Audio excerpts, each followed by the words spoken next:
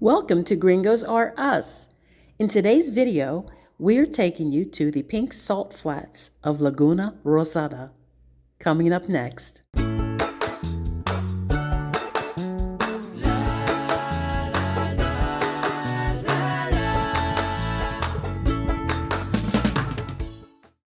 Laguna Rosada is east of Chicxulub along the northern Yucatan coast. In fact, if you are on your way to the archaeological site of Xcambó, you drive right through it. It's just 30 minutes east of Progreso. It's a quick and easy excursion that you can combine with other nearby activities. It's not as well known or as expansive as Las Coloradas northwest of Cancun, but it is a less visited and less expensive alternative. So glad that you asked. It's pink water. But, just like yellow snow, you don't want to drink it. No, you don't want to drink it. No. You wouldn't like the taste of it anyway, regardless of what's living in it. No, it's got more salt than what you really ever want to taste. That's true. So why is it pink? Well, remember that these are salt flats. And the purpose is to evaporate seawater to collect salt. And as you evaporate the water, the salinity gets really, really high. And as the salinity gets high, a lot of life forms can't survive in it any longer. But there are a variety of halophilic or salt-loving organisms that survive quite well in those waters. And it's things like bacteria.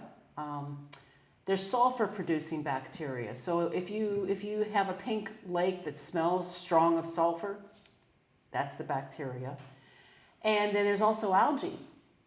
And both the bacteria and the algae produce carotenes. Carotenes are orangish and pinkish in hue. So, as all the predatory organisms can no longer live in this water, guess what happens? They just blossom. They bloom, and they bloom big. Okay, so then you have brine shrimp. Sea monkeys. Yes. Sea monkeys take on the color of whatever they're eating. And guess what they're eating? A lot of algae and bacteria. You know it. And then they turn pink. So now we've got even more pink. And then... and then when that starts occurring, one of the flamingos' favorite meals are the brine shrimp. Mm-hmm. And it turns white flamingos that beautiful shade of pink. Exactly. So it's the circle of life. It's kind of like we're back to the Lion King. And of course I want to say Laguna Rosada, but I want to say it like Hakuna Matata. Laguna Rosada. Laguna Rosada, right? And that is why everything is pink. And the reason that a lot of flamingos migrate there is because there is an abundance of brine shrimp.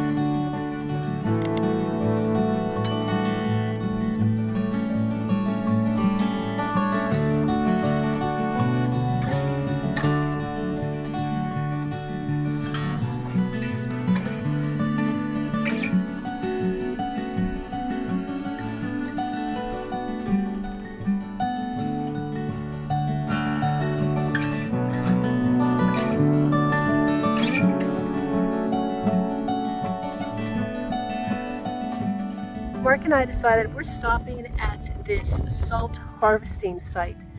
It's really inexpensive. It's only 20 pesos.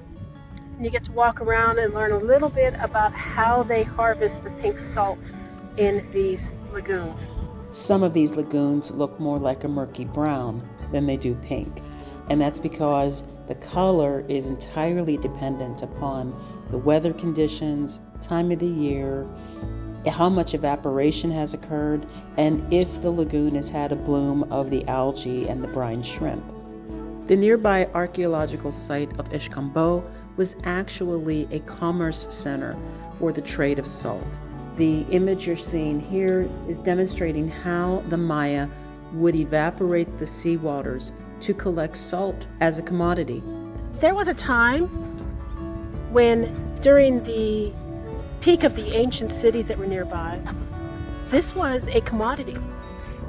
This was what they used to trade with other communities, was salt. Somebody had to get them.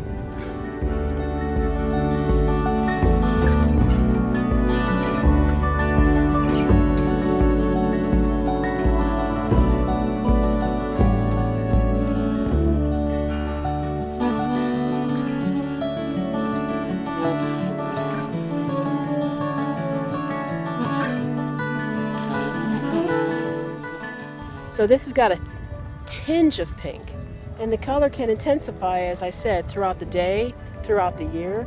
But look at this one compared to this one. Now this is pink. Goodness. Red. Wow. Look at that. That's just wild.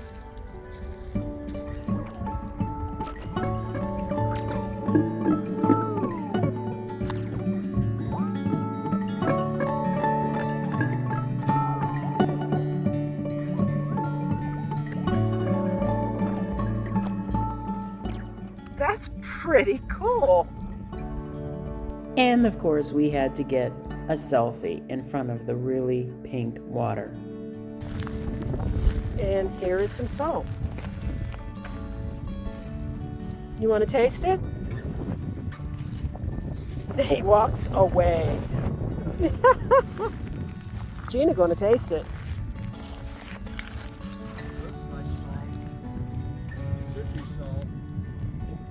Oh, it's hard. Oh my gosh, it's hard. Stuck together. Look at this.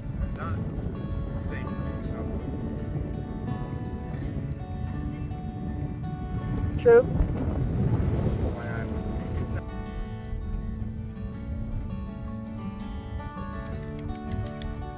Salty.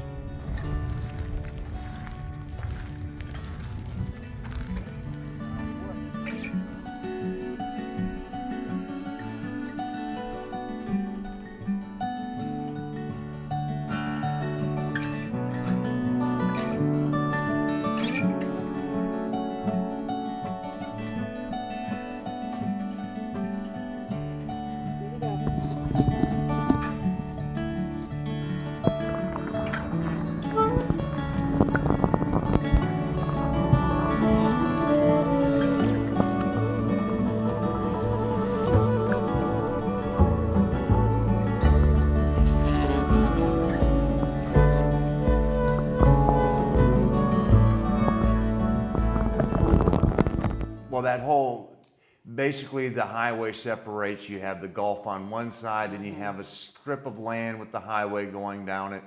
And then you have what, if you're familiar with the East Coast, we would call the Intercoastal Waterway, which basically runs on the opposite side over there.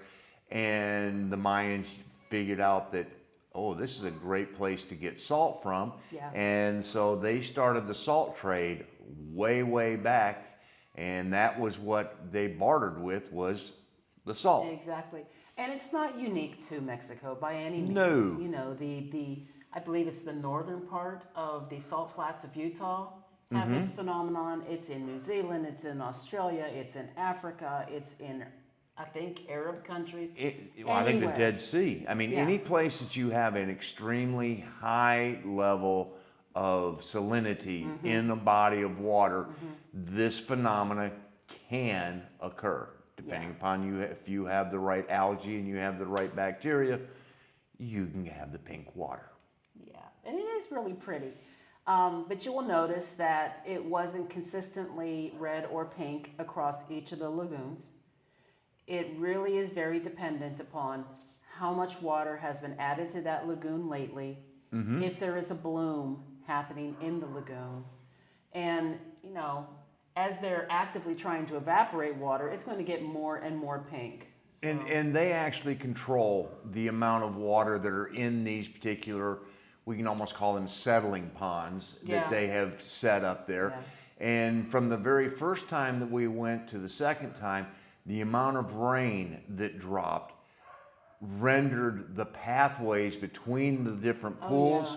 totally underwater. yeah. I mean, we got a lot of rain. It was flooded. You couldn't Yeah. walk between the lagoons anymore. It was like one giant lagoon with deeper holes. Yeah. So about the trip itself, this honestly, it's 20 pesos. This is a 15-minute walk, max, I would say. Maybe, Yeah, maybe I mean, 20. it maybe 20, 25 if you want to venture out and go look at the part where the flamingos are out there on the side.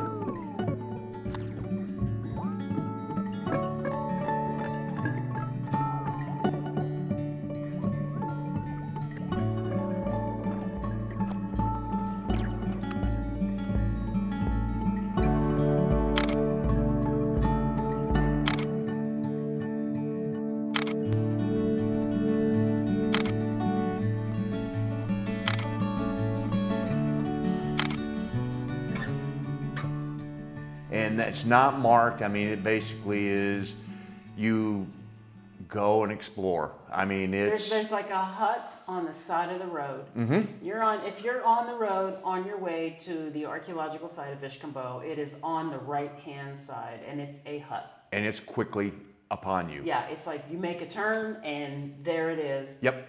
And there's no signs really anywhere. You pull in, you park, and there might be a sign hanging there. Like one day we saw it, another day I didn't see it. It's 20 pesos a person, Yeah.